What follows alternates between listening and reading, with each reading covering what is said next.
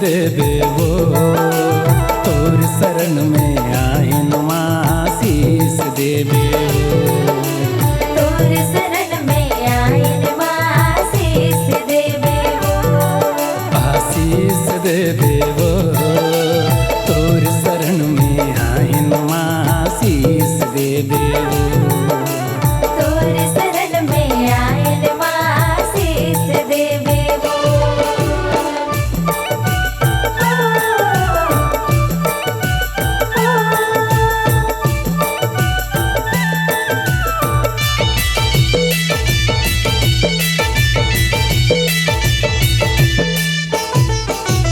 दुर्ग में तय चंडी कहाए रतनपुर महामाई दुर्ग में तय चंडी कहाए रतनपुर महामाई रायपुर में दूधाधारी और रायपुर में दूधाधारी गंडई में गंगाई माँ शीस देवे वो तोर शरण में आइन माँ शीस देवे आशीष देवे वो तोर शरण में आइन माँ आशीष देवे वो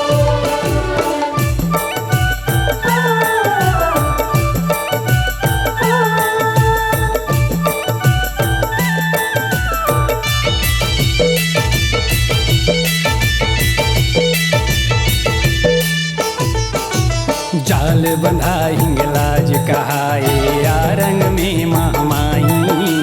जाल बंधाए हिंगलाज कहाए आरंग में महामाई नवा गांव में चंद्री मैया नवा गांव में चंद्री मैया पवन तरा शीतलाई माँ शीस देवे वो तोर शरण में आइन माँ शीस देवे आशीष देवे वो तोर शरण में आइन माँ आशीष देवे वो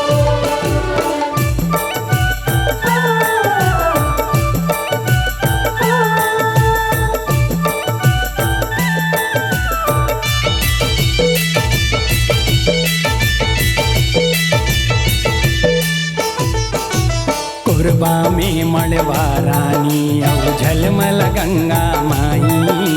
कोरबा में मड़वा रानी और झलमल गंगा माई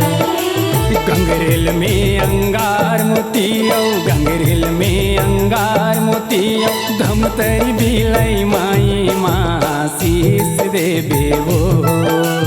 तोर शरण में आइन माँ शीस देवे आशीष देवे वो तोर शरण में आइन माँ आशीष देवे वो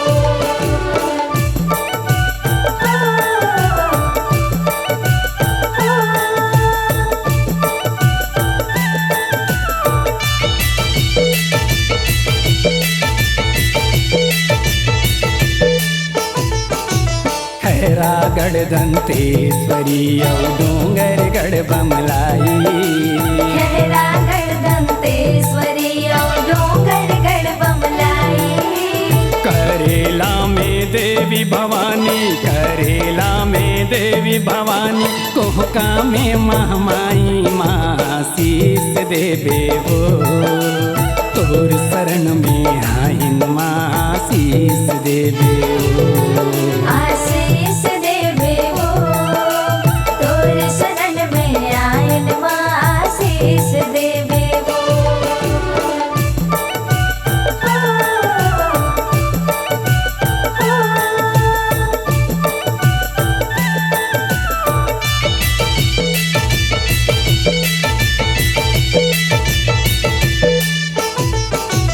बस्तर में दंतेश्वरी कहाए रायगढ़ बूढ़ी माई बस्तर में दंतेश्वरी कहाए रायगढ़ बूढ़ी माई कवर धामे भौरा देवी कवर धामे भौरा देवी रायपुर में बंजारी माँ शीस देवे वो तोर शरण में आइन माँ शीस देवे